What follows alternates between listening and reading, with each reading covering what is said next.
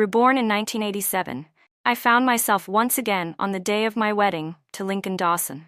But this time, I arrived not to marry him, but to marry the drifter he always said was the most worthless man alive. I brought along my dowry and entered a different marriage, all because in my previous life, I went ahead and married Lincoln as arranged. We spent over 50 years together, and when he became gravely ill, I cared for him with devotion, bringing him tea, water, and tending to his every need.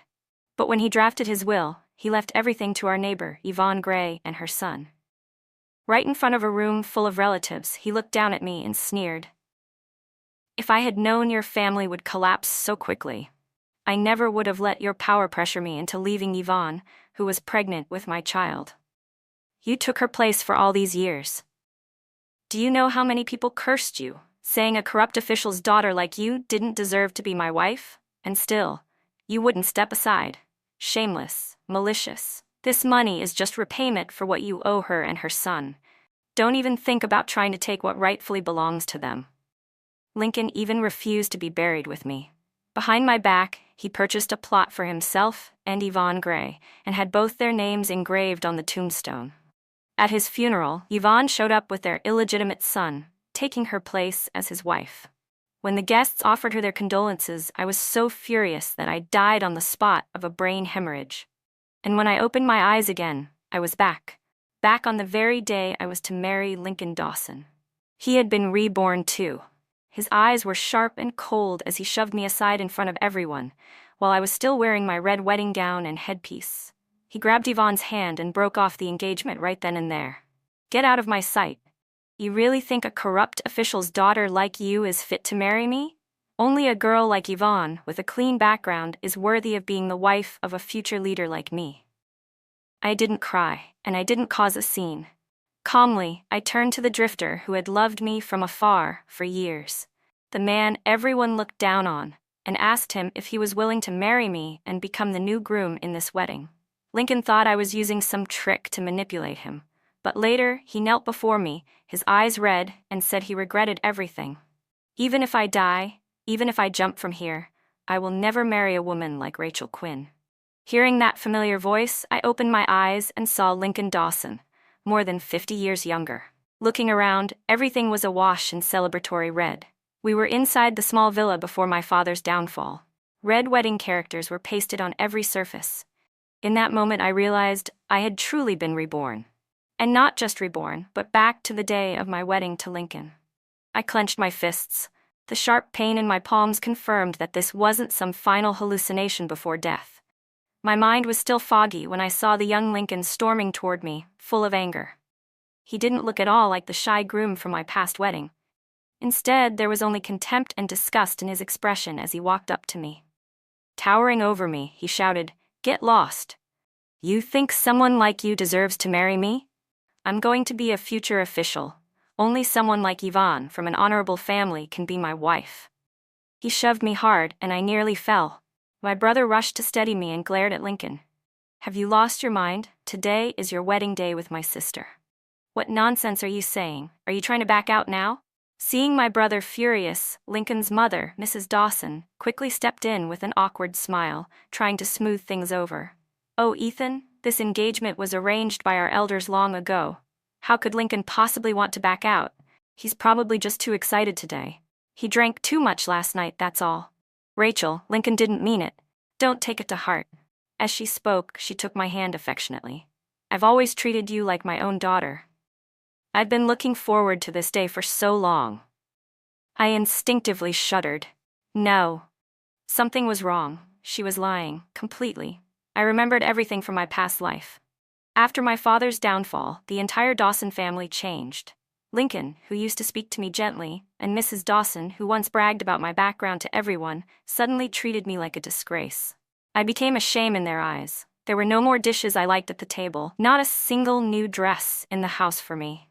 To stay in their household, to gain their approval, I went from a pampered young lady who had never touched cold water to a housemaid circling the stove. I poured tea for Lincoln, massaged Mr. and Mrs. Dawson's backs, and catered to them constantly. Aside from being the daughter of a disgraced official, I had done nothing to wrong anyone in that family. And yet, in the I received, was betrayal that pierced me to the bone. Before the wedding, Mrs. Dawson repeatedly said she saw me as her own daughter, but she was the very reason I was never able to get pregnant for over 50 years. Meanwhile, the son Lincoln had with another woman lived right next door to us. Every single person in the Dawson family knew the truth, yet they all kept me in the dark. They watched me, day after day, bend and break my own pride just to win their favor, groveling for scraps of affection, being ordered around like a servant.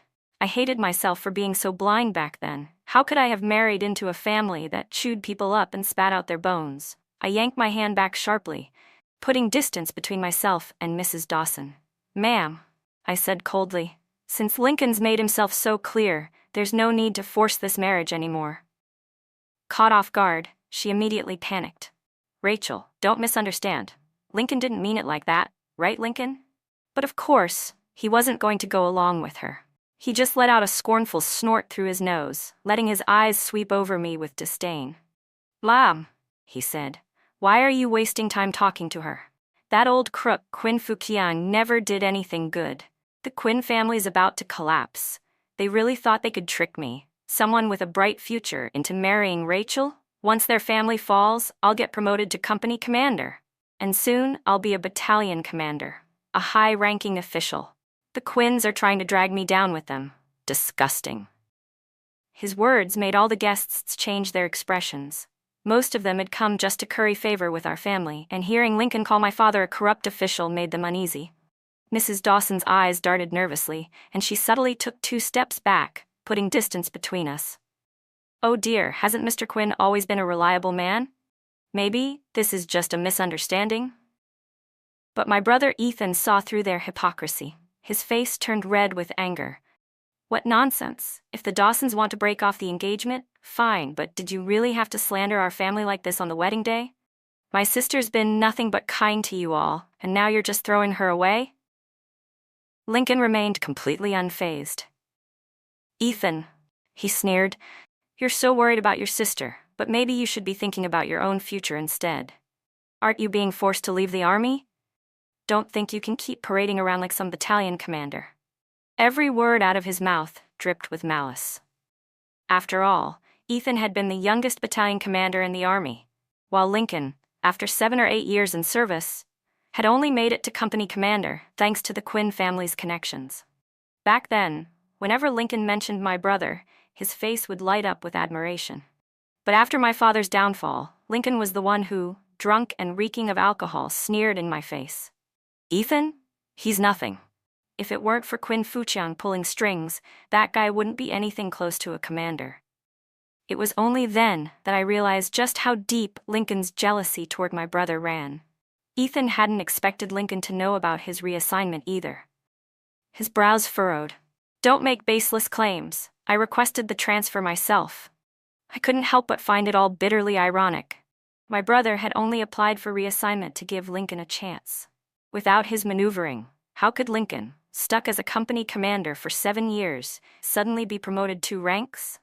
But Lincoln didn't know any of that. He thought Ethan was just making excuses to save face. "You're so young and already a battalion commander," he scoffed. "Who'd believe you'd step down willingly? Are you insane?"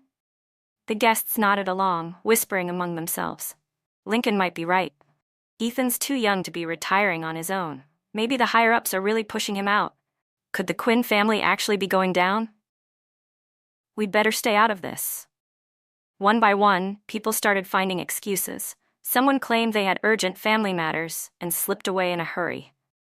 In no time, the room that had been packed just moments ago was almost empty. My brother was furious, but there was nothing he could do. He could only watch helplessly as the wedding turned into a disaster. "Damn it," he muttered. "If Mom and Dad weren't suddenly called away to H Province, they never would have dared to act like this." His voice trembled with rage as he glared at Lincoln, like he wished he could burn him to ashes with his eyes. But Lincoln didn't even flinch. He walked straight up to me and said, "Rachel, so you're calling off the engagement? At least you know your place. You're not good enough for me. But I know how much you love me. I'm not heartless. I could give you a chance. Yvonne is more generous than you. I'm sure she won't mind me keeping you on the side. I'll even give you the child you want." He said it from above, like he was bestowing some great favor, as if he were doing me a kindness.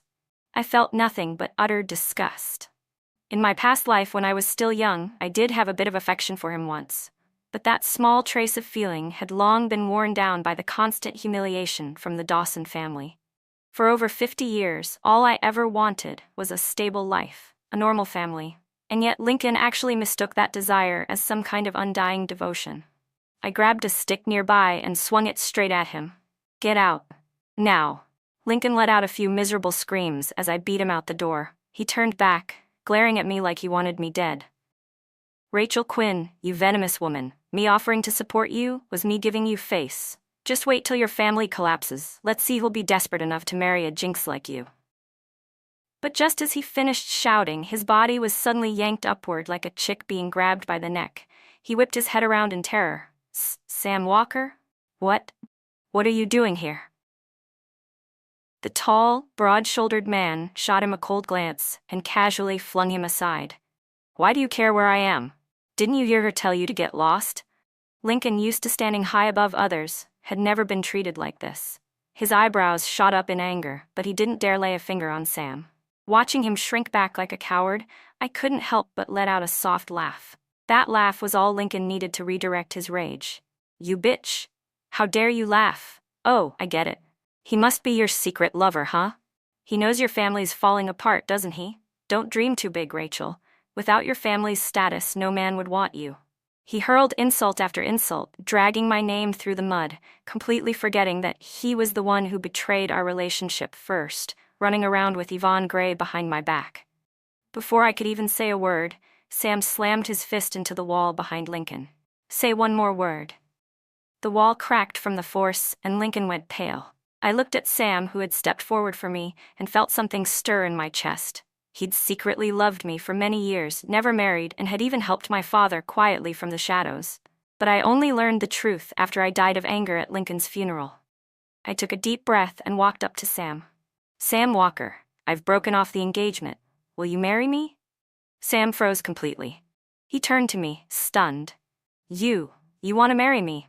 But I don't even have a proper job. What if your family looks down on me? I'm afraid you'll suffer if you're with me." A warm feeling bloomed in my heart.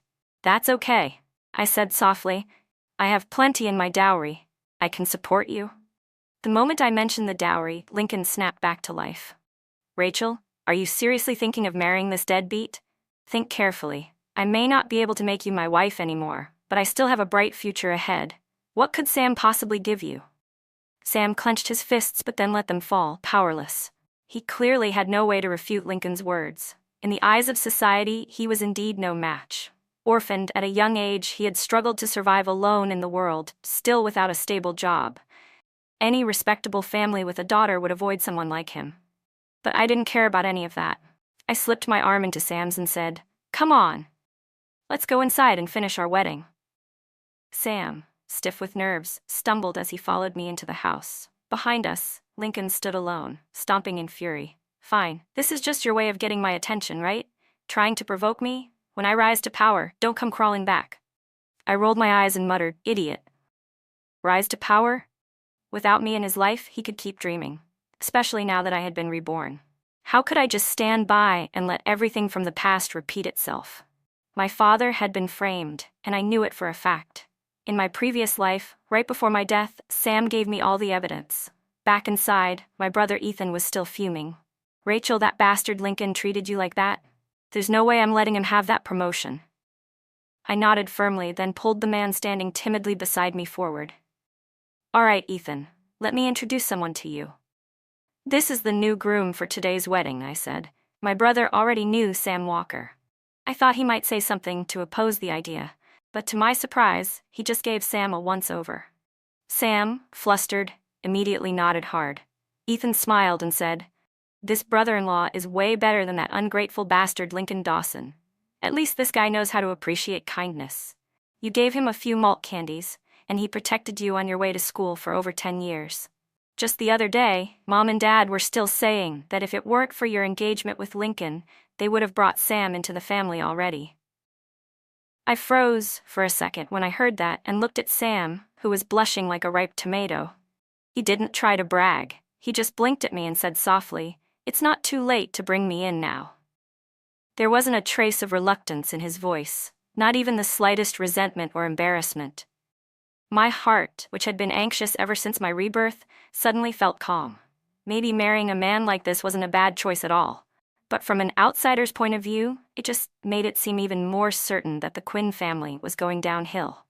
"Did you hear?" someone whispered. "Rachel Quinn actually married that loser Sam Walker." Oh, no way. The Quinns must really be finished. Why else would they give their precious daughter to someone like Sam? Looks like Lincoln was right all along, but apparently he's planning to get married too, within the next couple of days. He's marrying Miss Gray, the teacher's daughter. Well, that's a squeaky clean family background for sure. If Lincoln really rises and the Quinns collapse, I wonder if Rachel will regret letting go of such a golden bachelor. Gossip like that was everywhere. Even at the TV station where I worked, people came poking around for details. Some just wanted to watch the drama unfold. Others genuinely cared. I made a mental note of who was who and simply told them, just wait and see. And then, right on cue, Lincoln showed up again, like a shadow that refused to disappear.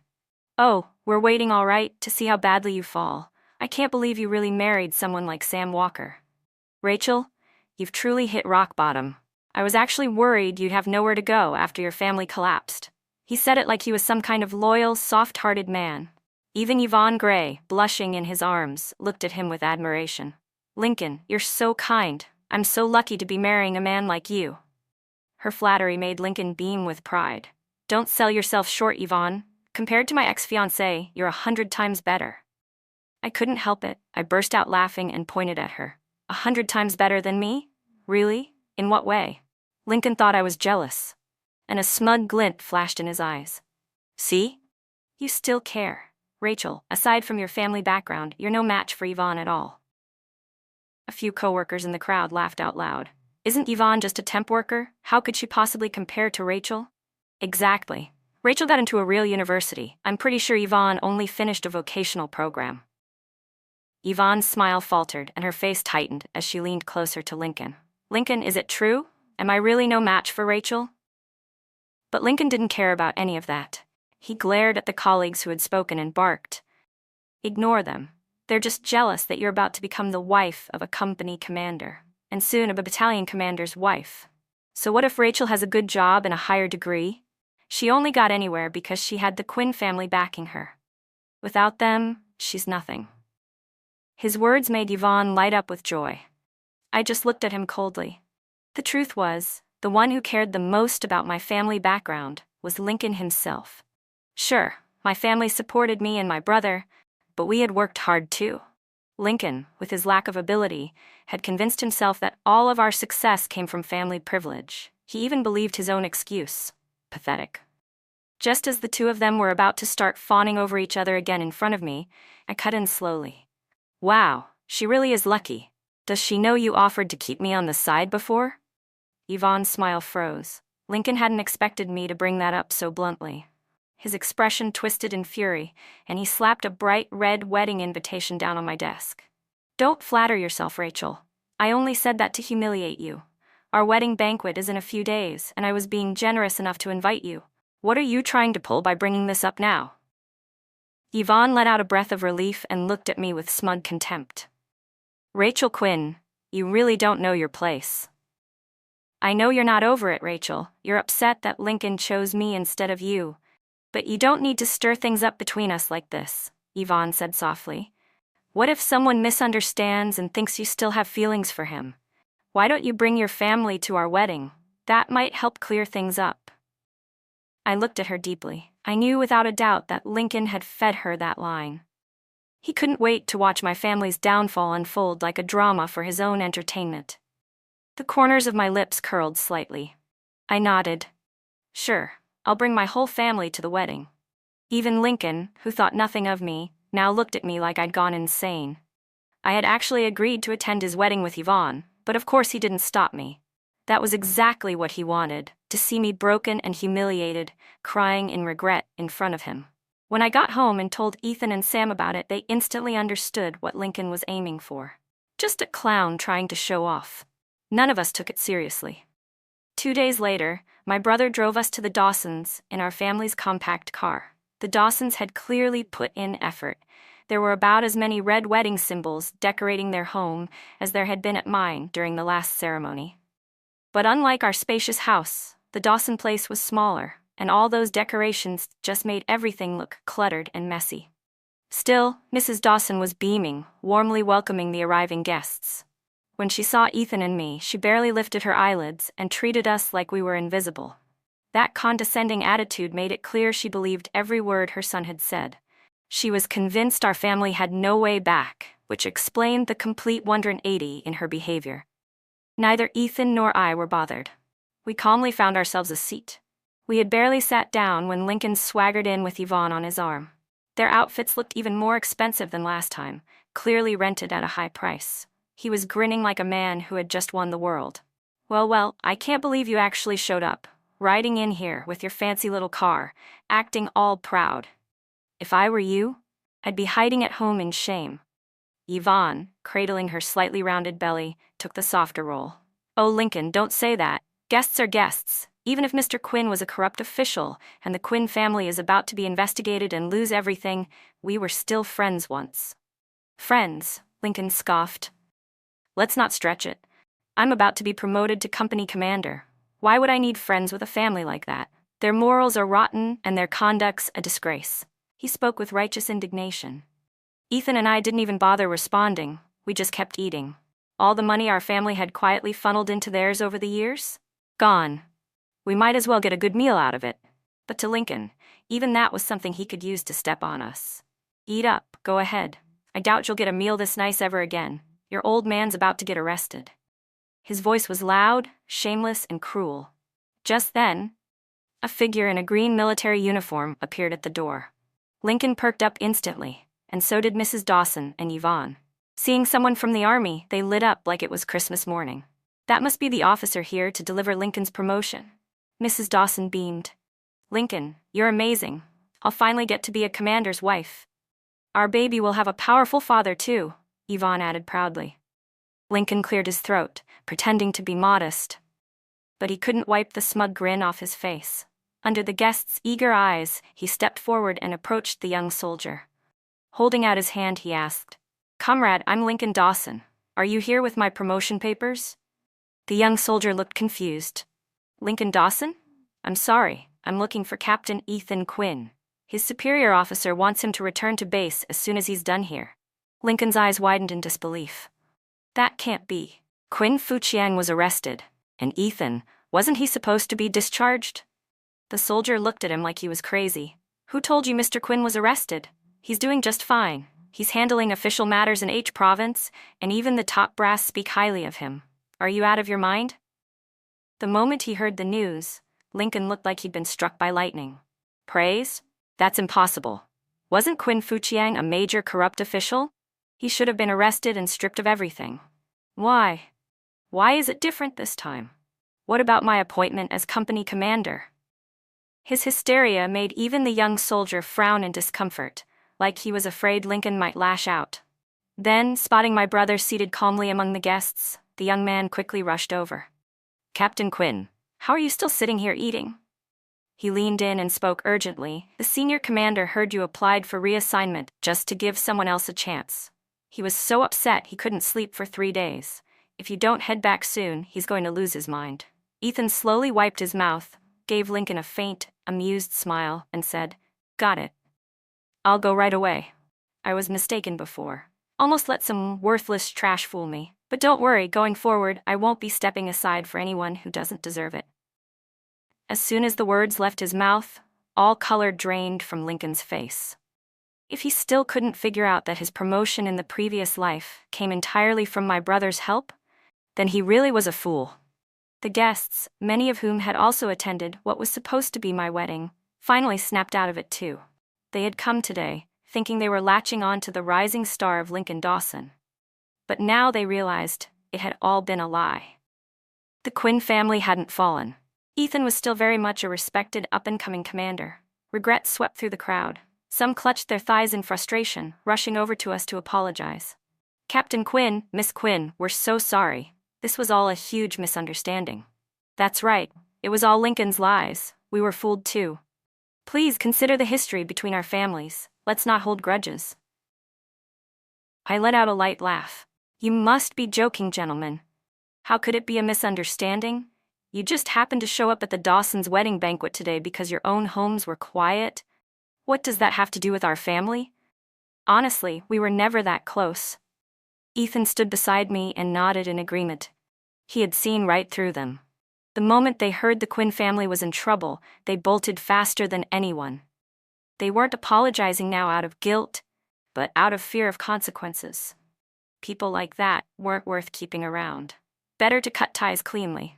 After all, their only real interest had ever been in clinging to the Quinn name. Seeing how firm we were, those people's faces darkened with embarrassment. They didn't dare blame us, so they poured all their resentment onto Lincoln instead. Shameless brat, one man spat. Did you make up all those lies just to have a valid excuse for breaking off the engagement? Didn't you hear what that woman said earlier? She's already pregnant. A pregnancy test takes at least a month. 1 month ago, your engagement with Miss Quinn hadn't even been canceled yet. So you planned all of this, schemed to dump her, and trap someone else. Absolutely despicable. And just like that, more and more people began walking out of the Dawson home. Before long, the only ones left were me, my brother, Mr. and Mrs. Dawson, Lincoln, and Yvonne. No one in the Dawson family had expected things to turn out like this. Not only had the Quinn family not collapsed, but the position my brother had once planned to give Lincoln was now gone too. Mrs. Dawson slapped her thigh in frustration. This is karma. Oh, Lincoln, how foolish can you be? If Rachel had married into our family, we would have had a real future. Lincoln still hadn't recovered from the shock. Hearing his mother's words made the regret in his heart twist even deeper. He glanced at Ethan and me, both of us sitting there calmly, watching the show unfold, and just couldn't get the words of apology out of his mouth. Instead, he clenched his jaw and tried to salvage his pride. Who says I have to rely on the Quinn family to succeed? Don't you believe your son can make it on his own? Even without their backing, I'll still become a company commander. So what if Rachel married Sam Walker? What does he have that I don't? He turned to Yvonne. Right, Yvonne? She looked uneasy. It took several seconds and several repeats of her name before she snapped out of it and gave him a half-hearted nod. Yeah, right. Ethan and I could clearly see the lack of sincerity in her response. But Lincoln chose to believe it anyway, forcing himself to carry on with a wedding ceremony that had no guests left to witness it. After watching the whole ridiculous show and having more than enough to eat and drink, my brother and I left early and headed home. Our parents had just returned from H Province and were waiting for us. But when we walked in and saw Sam Walker sitting obediently in front of my parents like a tamed little bird, I suddenly realized I forgot to tell him that Mom and Dad were coming back today. Still, someone explain this to me. Why were my parents smiling so brightly, like they were looking at their own son? Confused, I turned to my brother, Ethan, but he looked just as puzzled as I was. It wasn't until later that I found out Sam had agreed to start studying business and prepare to take over my grandfather's company. Lincoln had always assumed the money in our family came from my father being a corrupt official, and none of us had ever bothered to tell him otherwise. The truth, my mother was the only daughter of the wealthiest family in the province. Her dowry alone could have supported our family for a lifetime, and now, most of it had been passed down to me. What I hadn't expected was just how highly my parents thought of Sam. They even entrusted him with my grandfather's legacy. And considering the level my parents had operated at for years, they were certainly not people who misjudged character. Back when I was about to marry Lincoln, they were already hesitant. They said the Dawsons were too calculating and that I would suffer. Turns out, they were absolutely right. So now, did this mean they genuinely approved of the cheap husband I picked up halfway through life? I had to admit, it seemed so, and my parents' instincts were spot on. Sam had hardly been exposed to any business before, but once he took over Grandpa's company, it only took a few years for him to multiply the profits several times over. A true business prodigy. The only reason he hadn't shown earlier was because he'd never had the resources. And that, ironically, was exactly what our Quinn family had in abundance. 10 years passed in a flash. With the support of my father and brother, Sam quickly became the youngest self-made tycoon in the entire A province. The people who once looked down on him now had to look up to him, and no one ever dared to question my or my family's judgment again. When Sam was featured on TV for a major interview, it was only a matter of time before Lincoln came crawling back. When I saw him, I was genuinely startled. Lincoln looked like a ghost of his former self, aged far beyond his years. He didn't look much younger than he had when he died in our past life, and back then, he was already over 70. Just how much had he been through to end up in such a state? While I was lost in thought, a warm coat with a faint scent of soap was suddenly draped over my shoulders. I turned around. Sam stood there with a grim expression, his eyes locked warily on Lincoln. But Lincoln didn't even spare Sam a glance, his bloodshot eyes fixed right on me. And then, thud, he dropped to his knees. Tears streamed down his face. "Rachel, I know I was wrong. I really was. I've made terrible mistakes." From Lincoln's broken and scattered words, I slowly pieced together the story of his years since our last encounter. After that wedding banquet with Yvonne, he was filled with spite. He thought he could still build the same life he'd had in our past life, all on his own. But it only took one misstep, and a single leader who had once respected my father, to have him expelled from the army. Once he left the military, he had no idea what to do. He ended up doing hard labor at the docks just to feed his family. But the little money he made wasn't even enough to buy barley milk for the baby, let alone the pricier formula. He and Yvonne fought constantly over money. It was under the crushing weight of daily survival that Lincoln finally started to remember how good I had been to him. I had always put him first, always used my own resources to support his rise. Yvonne?